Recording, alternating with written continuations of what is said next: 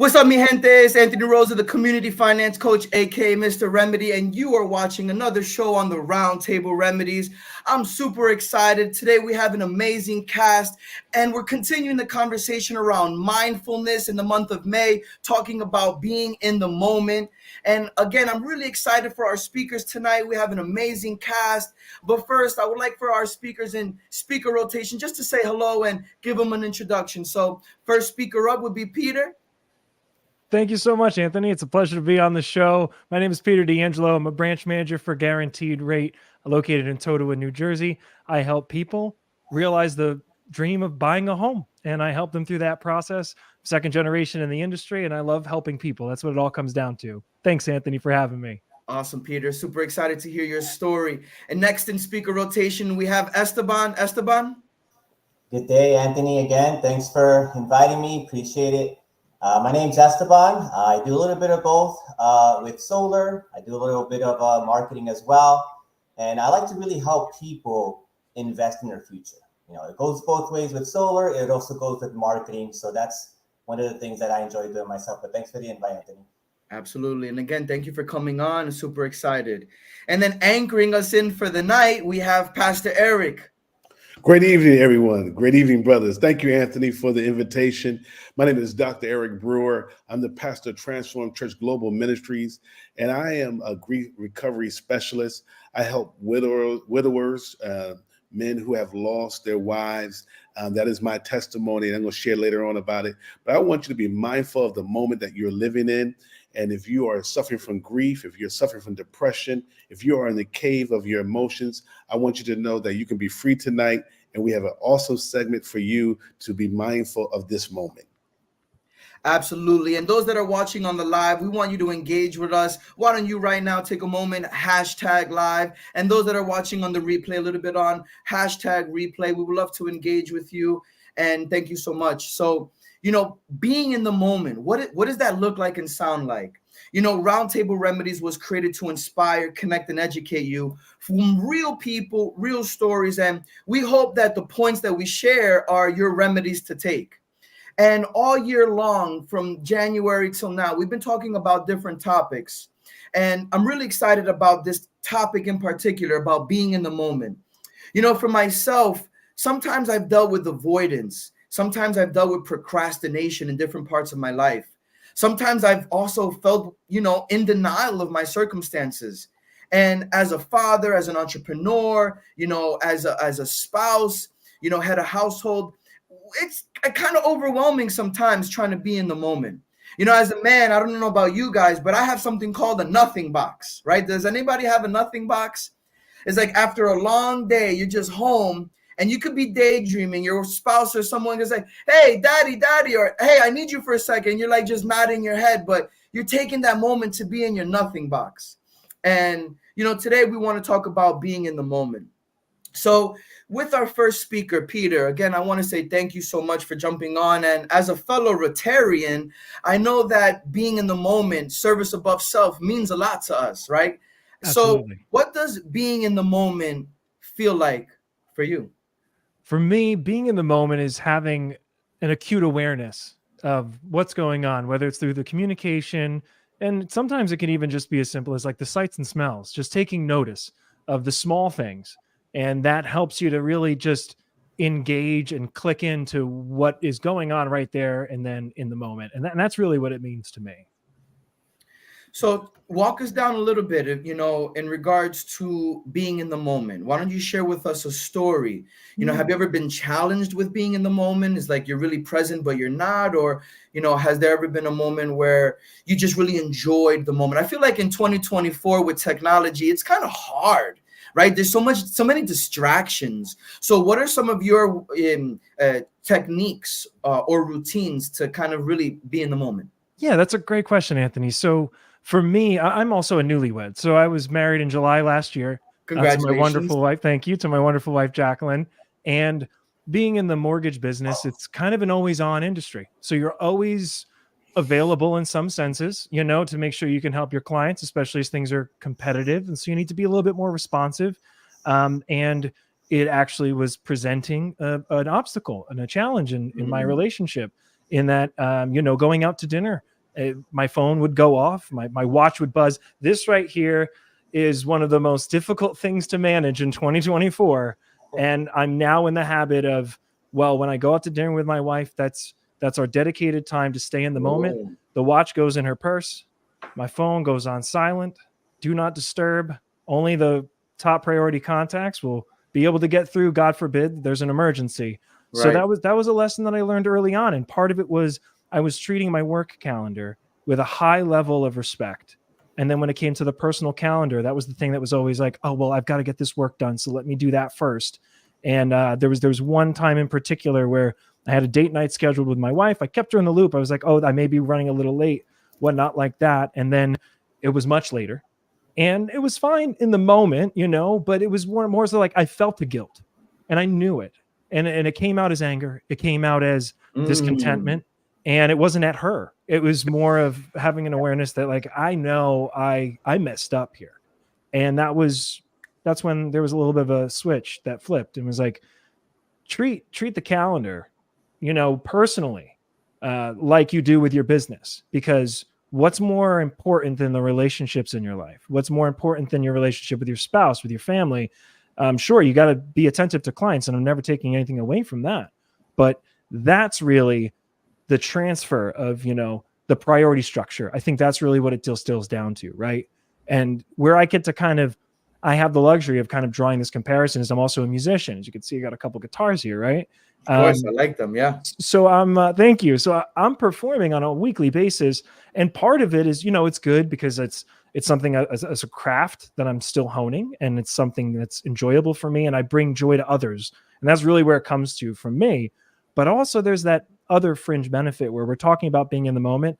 When I'm up there playing guitar and singing, that's the only thing that can exist. I can't afford for there to be anything else. Otherwise, now I'm not performing at the level that I, A, know I can, and B, know I should. And that's out of respect for myself and everyone else there. Now just take that and now apply that to, a personal relationship, a relationship with my wife, understanding that, I need to be here in the moment because A, she deserves it. B, I deserve it to have the most out of this relationship. So that's what I wanted to share. That's really what being in the moment is for me. So you can get the most out of every encounter that you have, Dude, that was amazing, and I love the perspective, from the show here. I like to separate the women from the men, right? To get two different perspectives that are non-biased. And hearing from a man's perspective is interesting only because respecting both men and women, of course, but just thinking there are things that we're challenged with, like some of the things that you talked about, being in the moment, right? I think we all have spouses here. Esteban, I saw you head nodding. Do you struggle with some of that stuff that Peter was talking about? Do you have any phones or distractions that the missus had to castigarte, like put you in timeouts, like, hey, give me all your attention, talk to us. Well, yeah, I very, very much agree with what Peter was saying, because to summarize everything that he went through, it's kind of the same things that I go through too. And what I realize is that we're all very alike.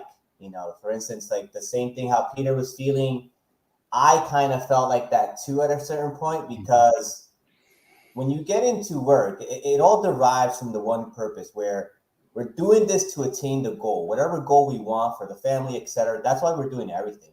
So you put yourself into work, and then you forget about the personal time, the personal matters that are needed to be given time. And obviously you start feeling bad. And that happened to me. I think I wasn't spending enough time with the wife. And then I started feeling, maybe is the love going down? Is the love fading away, right? Just a random thought that I had. And obviously I asked, and no, we're all good. And I started spending more time, and now, we give it its time. We have our date night. Same thing with the being in the moment for your guitars. I say that's the same thing when I play basketball. You're not thinking about anything except for that skill, for that game, for that competition. And so we're very alike. We just have different maybe preferences or tools. But yeah, I feel the same way. So, you dedicate time and you make sure that when you're spending time, yeah, we deserve it, engaging. I put my phone away, and then just make sure that we're one-on-one connecting, and that's very true. You know, one of the things that I struggled with was not setting a respectful boundary, having my phone at the dinner table, Hmm. thinking that if I don't service this call now, I'll never be able to. So being a distraction at the dinner table. Mm. And Peter, I love that if you're on date night, my, the phone is away or the watch is away, and there's only a certain amount of people that can connect with you if need be. I love that you're setting healthy boundaries, right? Because without these healthy boundaries with my clients, with my family, them understanding my expectations and being mindful of both, I think that encourages us being in the moment.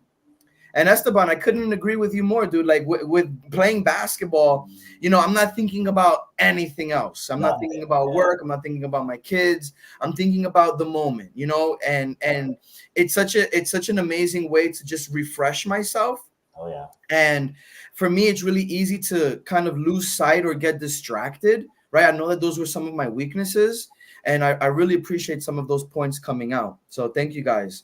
Pastor Eric, what are some of your thoughts? I saw you head nodding, talking about that work-life balance and distractions. What are some of your thoughts? Absolutely. I think I'm older than most of you brothers here, so I think you saved me for last. Let the old sage, the older wise guy say some things. I come actually from a different perspective because of my journey. For those who don't know, I lost my wife of 21 years, April 21st of 2020 during COVID. And so, being a young widower at that time, I had to really be intentional about and being mindful about moving forward, not just moving on, but moving forward. And I could not allow grief and all the emotional enemies I was experiencing due to the loss of my late wife to keep me held hostage to my past. That's one thing about grief does. Grief holds you hostage to the past and you get stuck. And so for me to be mindful of the moment I was in, I was intentional to move forward. I said, I have to heal. And your readiness to heal is up to you. So you have to move forward, not just move on. I got to be intentional to move past what I'm dealing with. And so I remember going out to dinner by myself for the first time as a widower several months when restaurants start opening up. And I was looking at all the couples holding their cell phones, not talking, texting, playing games, emails, whatever. And I said, the only reason why they're ignoring their spouses or they even have their phone out because they feel that tomorrow is promised. I can talk to them. There's just another routine. And I just started to weep in my heart because I said, Lord, if you ever let me love again, I thought about all the times I did that. I was at the table. And so from my perspective as a former widower, there's nothing on your cell phone that's more important than a woman across the table, your spouse, And so I'm not even worried about answering an email or text because every day, every moment you have with your spouse is a precious moment. And so for me, I had to go through this journey of healing. I had to go through grief recovery to get to a place where I could laugh again, live, and eventually love again. And so my story is I found a very special woman, Reverend Tiffany Williams at the time, now my wife, Tiffany Brewer. And Woo. um, So I think we just got cut off, and just to kind of keep it going until he comes back, we'll give it a minute. And I like the conversation where we're going, right? It's so easy for us as men to get distracted, right? And what we're talking about here for those that are watching is being in the moment. And sometimes, can we say that we're fully in the moment? I don't know. That's a thought, right? Peter, what are some of your thoughts about being in the moment? I know that you shared with us earlier some of your routines and habits, right? To less the distractions. But how did you come to that conclusion? How did you build that routine? Yeah, that's a really great question. It was understanding that you can limit the obstacles, and you have to identify them as obstacles first. And really, that's where we have the narrative in our head where we have to keep the phone on. It's our success that relies on us keeping the phone on. It's the success that relies on me keeping that watch on, getting every, notification that I possibly can, and make sure I'm super responsive. That's something that I would agree that probably all of us gentlemen here pride ourselves on. And, pride is a slippery slope. It's something to be cautious of.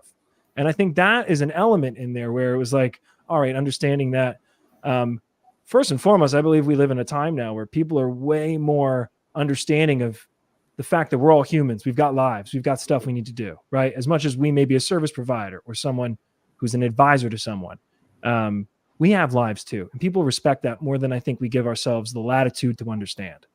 And when we understand that, then you start to understand, okay, it is an obstacle. When my wife's telling me something about her day and my phone buzzes and I go to look down, that's disrespectful, and I'm not present in the moment. So really, to answer your question, it's like understanding and identifying the times where I could be self-aware enough to know that I wasn't in the moment.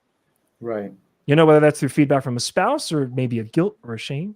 But I want to make sure when we feel guilt and shame as men, it's like easy to avoid that, right? It's like that machismo, that pride, if we're wrong, we're right, or we don't want to admit it. And I don't want to, generalize, for a group of men, right? I'm going to just speak for myself.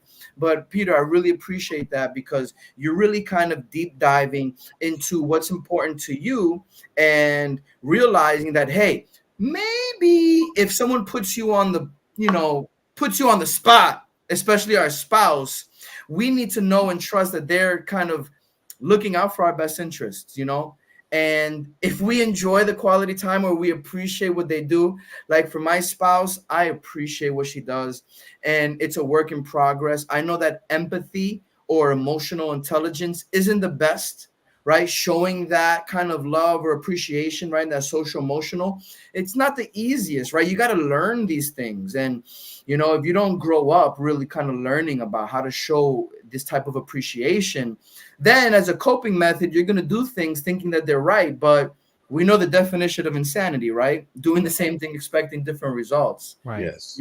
Pastor Eric, we're going to get right back to you because I know that you were going into your story and I really want to save that for anchoring us in, for the show. But, one of the points that I talked about was being intentional, right? Absolutely. And tomorrow is not promised, y'all, right? So don't expect to do tomorrow what you can do today. And I say that all the time.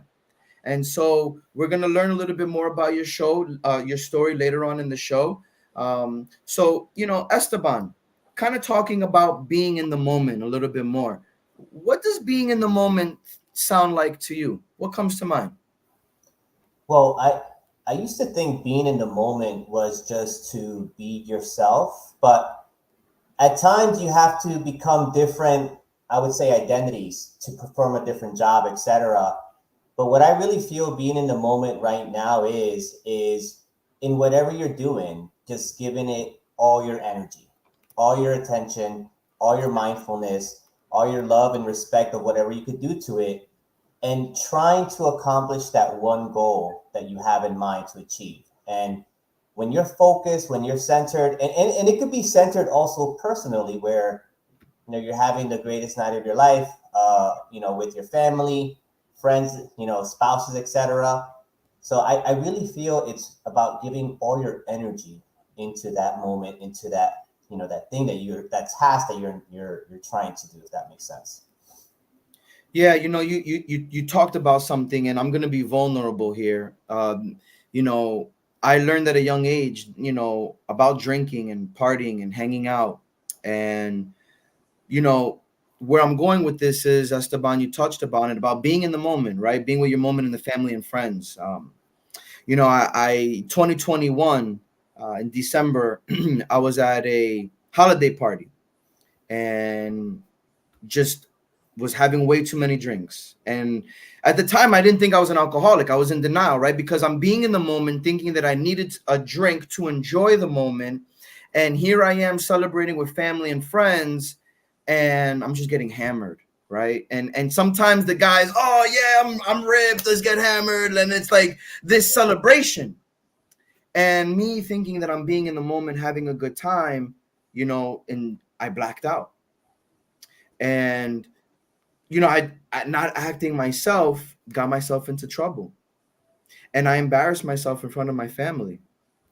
And I'll never forget that, because I thought that being in the moment was enjoying the moment, having alcohol as that moment breaker. And what you're talking about, Esteban, is like being in the moment. For me, I had to challenge myself. It was like being in the moment. What does that sound like? It's like, how come I can't enjoy the moment, or I think I need something to enjoy the moment? And I just wanted to share that because I felt from what you were saying, I can connect and relate. You know, any other thoughts that you wanted to add to that?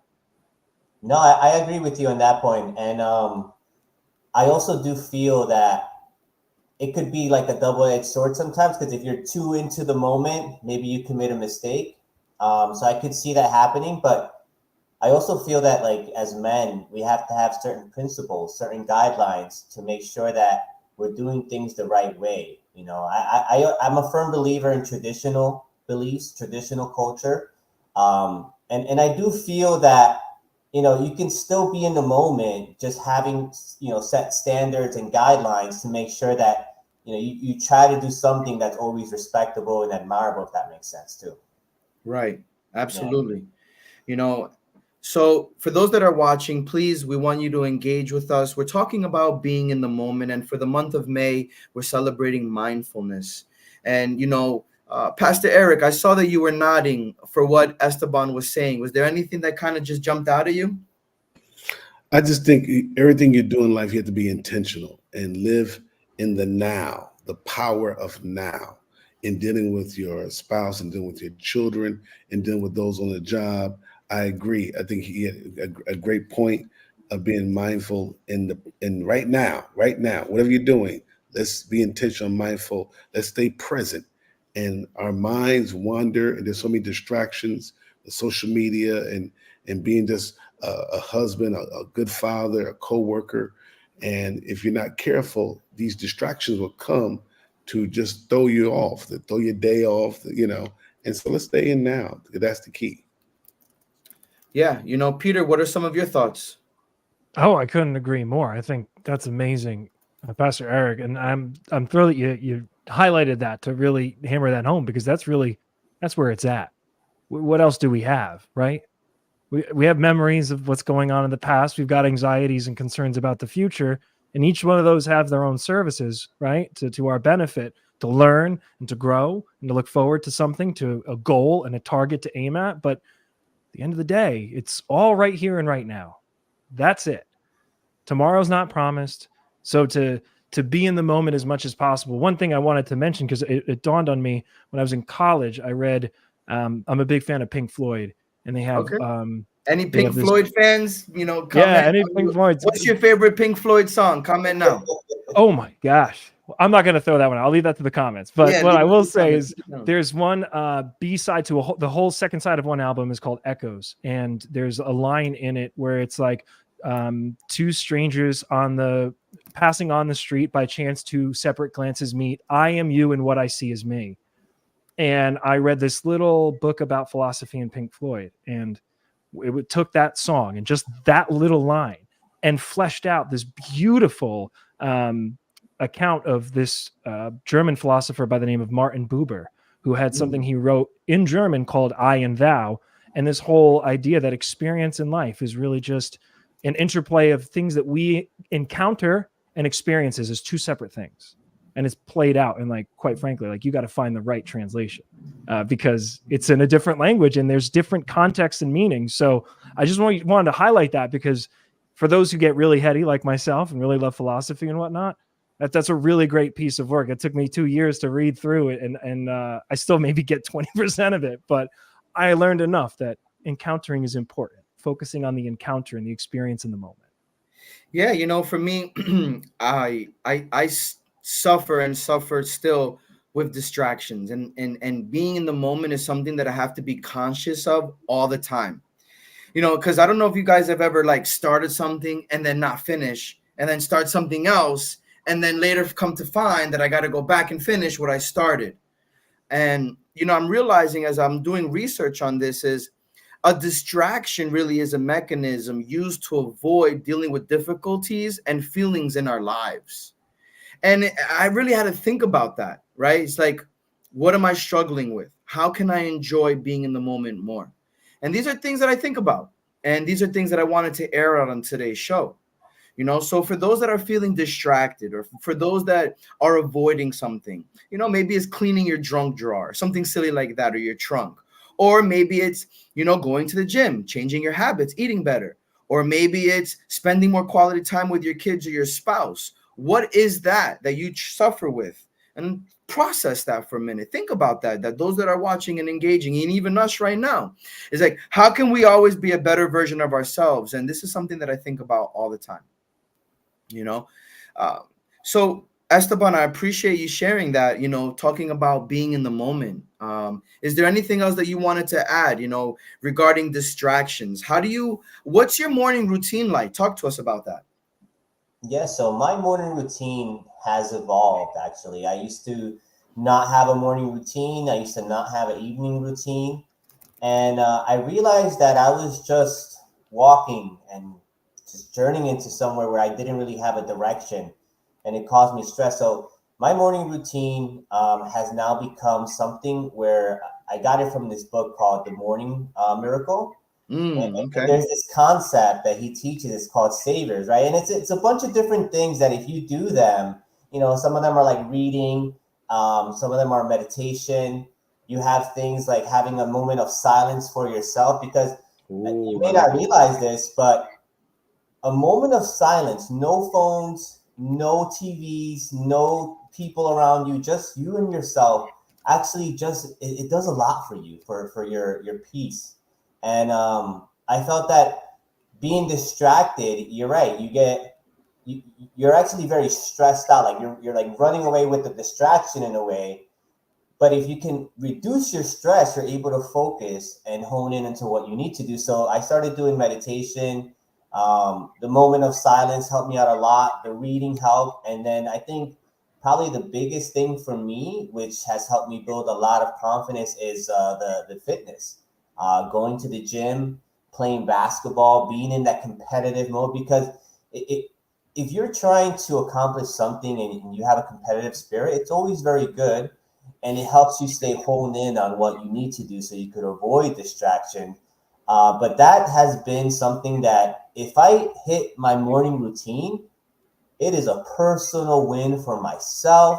It is a moment of achievement. It is a part of me that is, I'm starting the day strong. So the rest of the day will follow along strong. And I think having the morning routine has been very crucial into my progress and just the peace and sanity that I have in my life today. So yeah, definitely that is the one thing, is setting those routines for you to help you stay focused and reducing your stress.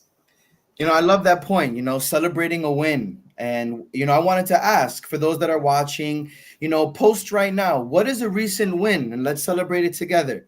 Do you guys have a recent win that you want to share?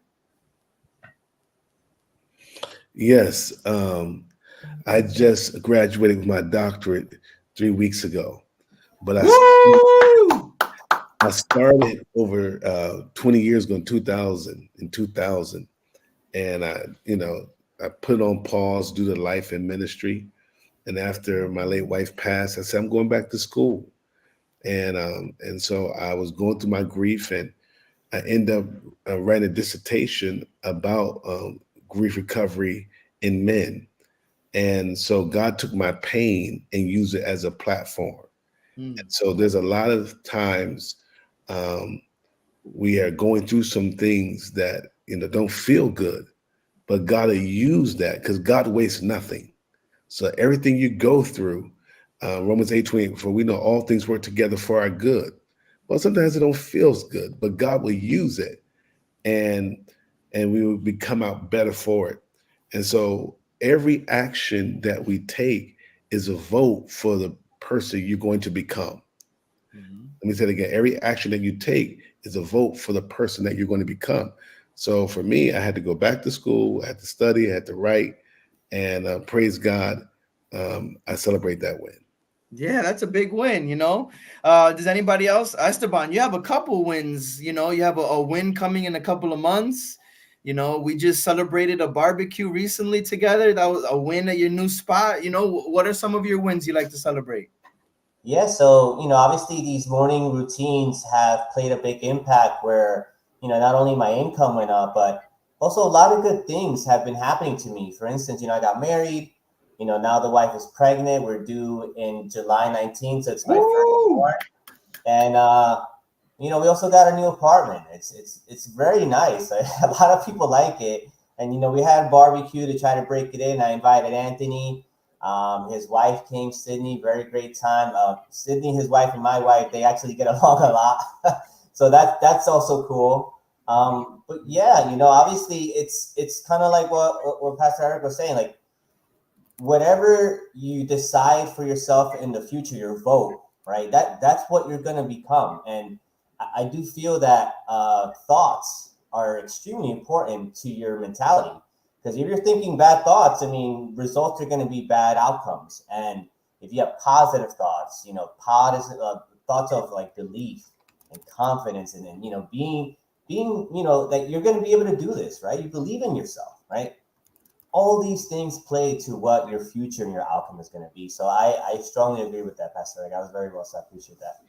You know, I have a question that came to mind, but before I ask that, Peter, any recent wins that we want to celebrate? I would say for me, it's well, first and foremost, I gotta congratulate you both. Tremendous wins. So Those are some thrilled for cool you wins. guys. Yeah. Um, for myself, I think it's more so of my wife and I set out a lot of goals for ourselves this year. We Okay. met at the beginning of the year, and I'm gonna just kind of be proud of the goals that were hit, and understanding that some adjustment is required. But one of which was that I wanted to enrich my life more, which was through reading. And I can't read very much because of just the time commitment of that. But podcasts and also audiobooks are fantastic. Way So around I it. was like, we've got this beautiful pup that popped over before. Yeah. Her name is Panda. Take her for the walk in the morning. Got a solid 15 to 20 minutes. That's my reading goal. And through 3 books this year. And I wanted to do 1 book a quarter. So blowing past that goal and continuing to enrich that way, that I'm very happy with that. Oh man, that's great. That was cool, right? You know, here on the round table, I told you we're here to inspire, connect, and educate from real people. These are our real stories. And again, if you guys are watching in and you're tuned in and you're being in the moment, we're sharing our vulnerabilities that we turned into superpowers. And I hope that these are remedies that you guys are all taking. And I had a question when we were talking about racing thoughts. Do you guys suffer from racing thoughts? Yeah. Like I have very invasive, intrusive thoughts, like sometimes bad, you know, and sometimes I can't control it. And I really like have to try to shake my head. It's like whether I'm judging a book by its cover. Back in the day I was doing door-to-door sales. I would look at a house and say, you know what, I don't want to hit it. I'm thinking in my head, oh, this person's this or this person's that, all these racing thoughts. Racing thoughts like, you know, just being in the moment, and I'm just having just negative thoughts. I'm like, wait, why am I thinking like this? Do you guys have these kind of intrusive racing thoughts? Yeah, all the time. And how do you handle it? How do you say no? Or sometimes I would listen to it and say, you know what? Maybe I don't want to say hello. Or maybe I don't want to tell them my service. Or maybe I just hold myself back. I'm like really not being in the moment because my thoughts are like telling me, no, I'm not good enough. Right? Do you guys feel that way? Yeah. Yeah. What are some of your thoughts? How do you battle some of your racing thoughts? If feel comfortable sharing what you feel like sharing. Sure. Let me share something first. So I think the best way for me, and maybe this can help other people too, but I would say it comes from stoicism, because sometimes you get into the deep thinking that, yeah, it could, feelings of unworthiness could be one, feelings that maybe it's not going to go well, and it's just possibly because of some kind of feeling you had earlier. But if you start thinking to yourself, well, what's the worst that can happen, right? For instance, if you go to a door knocking situation, okay, what's the worst that can happen? She can come out. She can maybe yell at you and say no. Maybe she could throw a bucket of water. All right, fine. It's hot, right? What's the worst that can happen? And you think like that. All right, let me just knock on that door. It's not that bad. And plus, you also could think there's a lot of other people, maybe in lesser countries, that would love to be in my position and would Mm. definitely knock that door better than me. So you know what? Let me let me just knock the door. And I think it comes to stoicism and just kind of like talking to yourself, like, no, don't look at it this way. Change the narrative. Look at it this way. Ah, this feels good to do. I think that's kind of a way that I challenge it, if that makes sense. Yeah, good point. I learned about cognitive dissonance, right? And in psychology, you and I can look at something, have the same outcomes, but I can think, oh, you know what? I'm not good enough. I'll never Mhm. get that job. You'll think, hey, you know what? Next time I'll try better. Maybe I wasn't fully prepared. Better luck next time. That half full mentality. And that's cognitive dissonance. Yeah. Peter, you're shaking your head. What are some of your thoughts? I'm loving everything that Esteban was saying. I Yeah, really was. And I mean, like he was saying, I think what resonated the most is changing the narrative. And changing the then if I narrative. were to just supplement a touch, is like he said, what's the worst that could happen? Like starting to train yourself is what's the best that could happen? We That's are, yeah, and we're kind of like engineered from a self-preservation that we spent thousands of years, to get to this point that we're at in humanity now. So we were always on the lookout for threats. We were always on the lookout for what could be dangerous to us. It makes sense that this is part of our psychology, right? But we don't live, we live, most of us here are blessed and fortunate enough to live in a home that's climate controlled and you've got hot water. And these are things that we take for granted every day that there's a lot of people across the globe that don't have that, right? So in the environment that we're in, to kind of start changing that narrative to being like, what's the best that can happen here? Would you be scared? No, you'd be all for it. You're like, yeah, that's what I'm going for. And then if that doesn't happen, it's like, okay, well, I know what the best is. I didn't get the best. What can I do differently to get to the best? And there's no part of that that's self-deprecating. You're just aligning yourself to the optimal path. Right. I agree. Pastor Eric, what are some of your thoughts, regarding racing thoughts or trying to appreciate the moment? Did you ever have a moment where you had intrusive thoughts and you had to shut them down, or did you ever listen to them? Please share. Yes, as a human being, you always deal with negative thoughts and racing thoughts. And if you're a person that is a driven individual, your mind just keeps going. You just may think of ideas, and sometimes you can't even sleep at night because you're so excited or you got so much on your mind. And so to help me to go to sleep when my mind is racing, I call it like a mental dump. I get a piece of paper and just write out all the things my mind is trying to hold on to, um, for the next day. But the Bible reads, casting down every imagination that exalts itself against the knowledge of God. And I just think when you have those negative thoughts that comes, you got to pull them down. You got to pull those negative, self-destructive thoughts that I can't, take I can't out your vocabulary. There's destructive thoughts, write my dissertation, writing papers, and the enemy trying to say, why are you doing this? And you have to override that, and you have to, pray for finishing grace. What you'll finish what you started. And for me, when those negative thoughts come, and I just usurp them by quoting the word, the scripture, because not only because I'm a pastor, but you have to have your self-talk. Those negative thoughts. Even if they're coming from the inside or they're coming from the outside, telling what you can't do, who you can't become. Well, you have to have the word or have something to combat those negative thoughts. And over time, you get when it's negative thought, then you know how to respond correctly, because you cannot let that negative thought, that racing thought, take root in your life, because you don't want that seed. Think about you wrestling with something, you get depressed. You start thinking negative things about, your relationships, or Am I going to have enough? I'm going to lose my home. There's always negative thoughts as men we carry, but you have to be able to combat when those lies. There's things that trigger us. So you can have a wonderful day, and there's something that triggers you. It could be a prior loss, a trauma, a memory, and how do you combat that? Well, you have to do the work. I always say build your faith so when you have the crisis, you know how to respond. You don't want to be in a crisis. What's that scripture? What's that scripture? No, every day try to memorize one verse. I always ask people, what scripture are you standing on? And the Bible speaks about we wrestle not against flesh and blood, and so there's things that we wrestle against. And the first armor they tell us to put on is the helmet of salvation. You have to put on the helmet. You have to put on the helmet of salvation, and the guard you have to know you're saved. Even when you don't feel like you're saved, you have to know that you're saved, and I think that's the key. It's about knowing, because there's a lot of days we don't feel like loving, but you got to know you love. You love your spouse. You love your family. There's days you don't feel like going to work, but you know you have to go to work.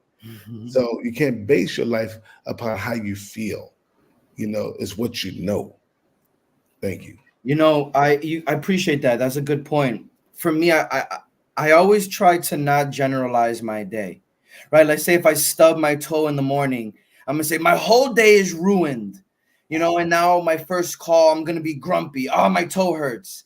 In the afternoon, I'm walking with a limp still, just telling everybody that I hit my toe this morning.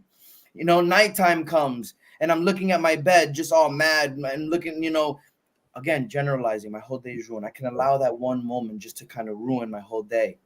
And with what you're sharing with me is something is like, well, look, sometimes you got to fake the funk, right? Being in the moment, but just appreciating the moment. And these are things that I'm taking away. If you get out the bed on the wrong side, to get back in the bed and get out the right side. What I'm saying? Get out the bed on the wrong side. A bad day doesn't mean you have a bad life. That's all of us. We all may have bad days, but doesn't mean that you have a bad life. Something that I started to do was being honest with myself, right? So I wake up, okay, I wake up fresh. Good, check. Oh, I had a missed call. Oh, bad, check. Oh, I had fun and, played with my kids. Check. Oh, I got a workout in. Check. Oh, I had a meal today. Check. Oh, I cleaned the house today. Check. Right. And so at the end of the day, I'm like, okay, let me go over my checks. Do I have more good than bad? And in my mind, I'm like, oh, I had more good than bad. So today was a good day. So that's in my mind, that's how I try to generalize, because I'm guilty of at night feeling guilt and shame of, did I do enough? Did I make enough calls? Did I spend enough quality time? Did I clean enough? Did I forget anything? And I'm just overthinking these racing thoughts. And I have to try to just appreciate being in the moment and say, you know what? Tomorrow's another day. And that's definitely something that I struggle with. Peter, you were shaking your head? Yeah, because while you're describing all this, I agree. And I really love what Pastor Eric had to share on that too. Really, there's the level of gratefulness. I think that's like a key component to the antidote here. Like set that bar for gratefulness at, a bare minimum, and you'll start to understand that, the bad day isn't a bad day. It's a couple bad moments in an okay day at worst. We're just remembering it because maybe there wasn't as much light shining on it to help us feel better about the darker parts of it, So like having the gratefulness that you wake up and then take that first step out of bed, and maybe your knees crack a little bit, but you can get up and you can get out there for a run. Or like Esteban was sharing about his morning routine that sets his tone.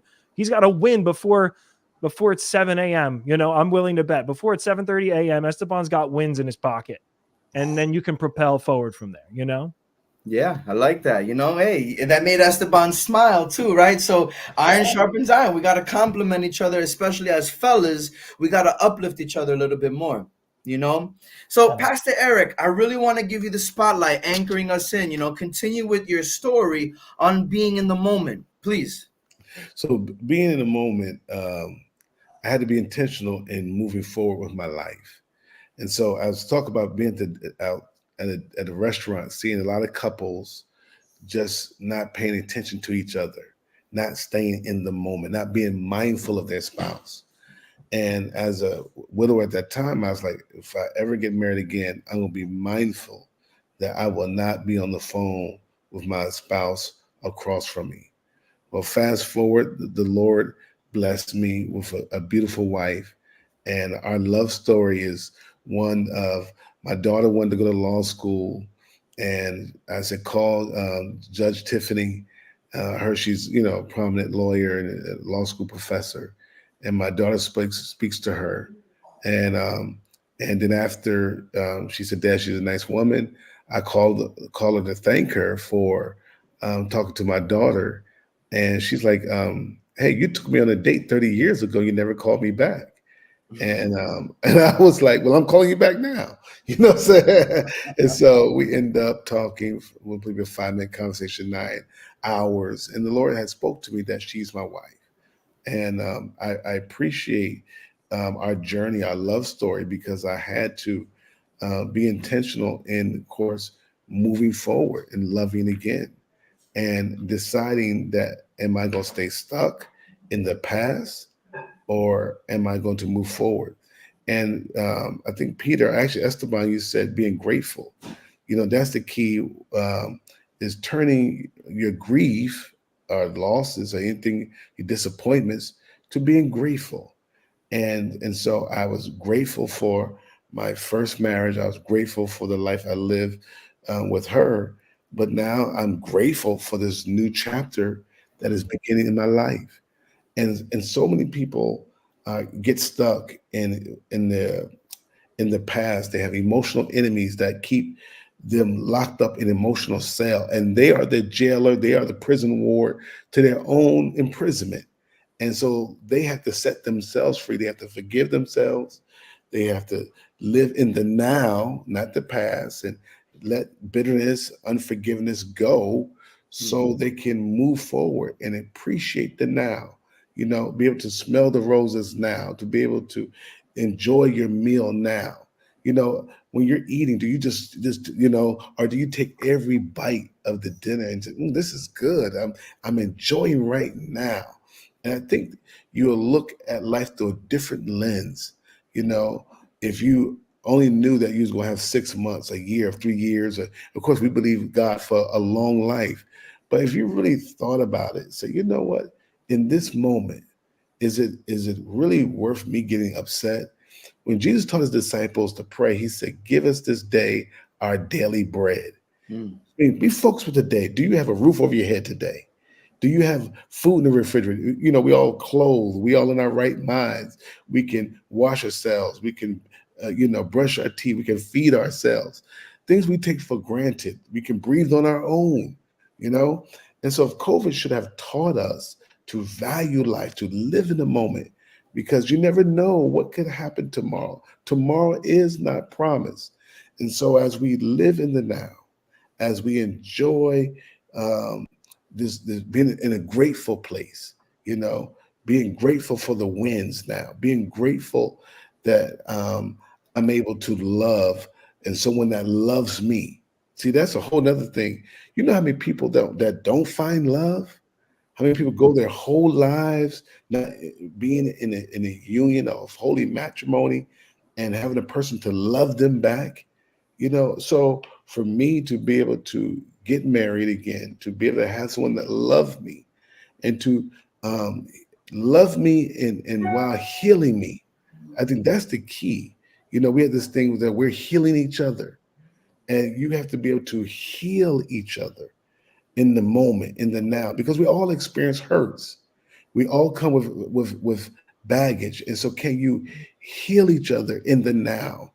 As we love each other, as we communicate our dreams, our vision, our purpose for our lives. And I think that's the key about being mindful um, in the moment. I'm grateful for where I am. I'm enjoying where I am on the way to where I'm going. Thank you. Mm. I love that. Enjoying where I am. And it's hard to do that, right? And first and foremost, I want to congratulate you on finding your love again, right? That's amazing. And again, as I think that as individuals, we're meant to find our spouses, right? We're not meant to walk this walk alone, right? And I put up a post, a comment there. Shout out to our spouses, right, for just putting up with all of our stuff, and still probably waiting for us maybe to eat dinner, in the evening, right? It happens, right? But Esteban, you shook your head when Pastor Eric was talking about gatekeepers or people trying to like keep you bottled up. Do you recall? What was going through your mind? It was something that you were like, "Ooh," I was like, "Ooh, I wonder what he Yeah, was thinking." he was talking about people basically putting themselves in their own prison, and I think that happens a lot to everybody because the one thing that you want to do in your life is you want to be happy, but then there's certain obstacles, certain distractions, right? They may not get you to that place that you want to be in. And so sometimes people, they also compare themselves with other people, and then they start feeling down about themselves, and they start feeling, having these intrusive thoughts where no one said anything bad about them or insinuated, but they themselves thought something bad, and then now you're your own prison ward, holding yourself hostage to a thought that was never thought. It was in your own mind. So I feel like I have had that in the past, and again, it's like what Pastor Eric said. You got to fill yourself with good thoughts, with good words, good things to stand on, because if you do, when those intrusive thoughts come in, then you have some way to fight. Then you have some way to defend yourself. Then you have some way to change the narrative, which is what we've been talking about. So it's very true. And it's a psychological thing because we're all fighting that internal battle and we're all trying to get to that happy place. But there's all these obstacles there, right? So it's a very interesting thing that like we all actually share that. And that makes me like very open to being united and connecting and vibing with people. I think that's very great. It's a very good thought, a very good point that you mentioned there. Look, don't get me wrong, right? Recognizing distractions can actually get you through unhealthy responses, right? But let me remind you that if you are feeling like you're going and you're experiencing something, it's real. And you have to acknowledge that that feeling that you're having is real, right? And it's healthier to acknowledge and let go of the negative feeling that you're experiencing. So if you're feeling like you're in a funk, maybe a distraction is going to the gym. And like Peter said, by 7:30, you're already celebrating a win, right? So if you're going and you're in a mental funk, maybe you have to distract yourself by uplifting yourself, filling in that void, right? Creating a new routine. And I challenge those that are watching, what are you feeling? What challenges are you going through? How can we help you, right? Here on this show, the panelists, the speakers, how can this platform, Roundtable Remedies, how can we help you as a group, right? So I really want to thank you guys for coming on the show because this was amazing. I think that we can definitely do a round two on the round table. So, hopefully maybe in a couple of months, we can kind of revisit this and kind of see where we are with this. So right now is actually the part of the show where we're going into the final thoughts, right?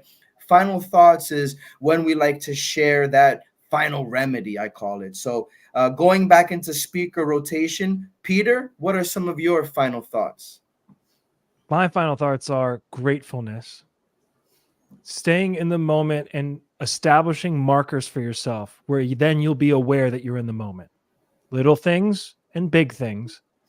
And thank you, Anthony. This is wonderful and amazing. So my final thought is to thank you for introducing me to these two amazing gentlemen as well today, but also the service that you have to everybody here who pays attention to this. So thank you.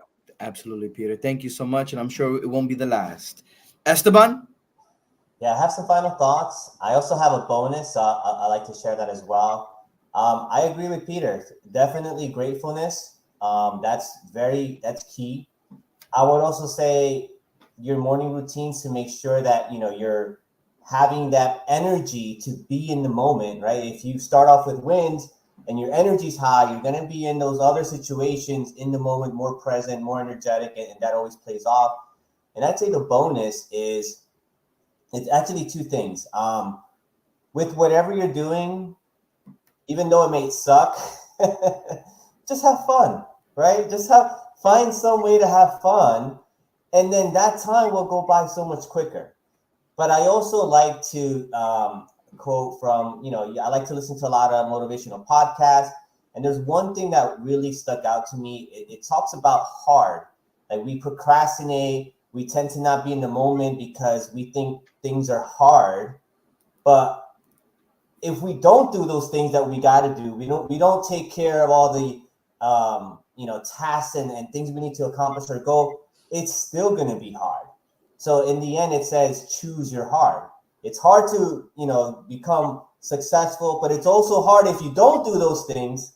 You're going to be living a hard life too. So that's why the bonus, I think, is just have fun with it, right? Because if you're having fun, you're going to be able to put more energy into it. You're going to be able to build better experiences and different opportunities that you may not have had, like if you go with a monotone. But yeah, just have fun with it and choose your heart, as they always say, right?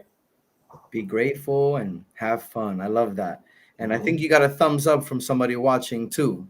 Feel free to like, comment, and engage if you guys are watching. Now on Pastor Eric anchoring us in. What is your final thought? My final thought is don't despise the process of your making. We are all on a journey. I've learned in life that God gives you more along the way than you first get started. So if you plan to start a business and you're looking down the road and you're discouraged, be willing to take that first step that will become many steps down the road. If you do not step forward, you will always be in the same place. And so don't despise days of small beginning. And then number two, surround yourself with people who will cause you to act, that will encourage you, motivate you to live in the moment, to live life to the fullest. You can learn wisdom through experience or through mentorship. Always, experience is not the best teacher. You don't have to touch the stove and get your hand burned to realize it's hot. But curiosity kills the cat all the time. You can learn, say, hey, do not touch it. Don't go down that road. And be a faithful husband, be a faithful father, and learn from mentorship to the two young brothers there who are newlyweds. Enjoy every phase of your marriage, even raising children with infants and the babies, and as they grow up to be college to young adults. Enjoy every phase of it. You will appreciate the journey more, being mindful. Don't worry about college. They're only two, so enjoy every stage. Enjoy. Don't miss precious moments, birthdays, anniversaries, holidays. Enjoy the moment and surround yourself with people who encourage you to do the right thing. Wow. So those are some great remedies. Just to kind of add on that is don't be too hard on yourself. And for me, I love music. I love games with the family. We play Uno. My boys got me on Fortnite, and dancing, right? I think, Esteban, you talked about having fun, right? So what does fun look like for you, right? So for me, having music on, dancing, playing a game, enjoying the moment, spending quality time, those are things, right? And don't be too hard on yourself, of course. So speakers, don't go anywhere. As we're wrapping up, I want you to kick it in the afterglow section. And for those that are watching still, I want to say thank you so much. We always like to close out the show with a quote of the show. This is brought to you by Buddha. Talks about, do not dwell in the past. Do not dream of the future. Concentrate the mind on the present moment. Go in grace, go in peace. Again, this is another show on the Roundtable Remedies. This is Mr. Remedy. I really appreciate you guys watching. I love you all. Talk to you soon. Peace out.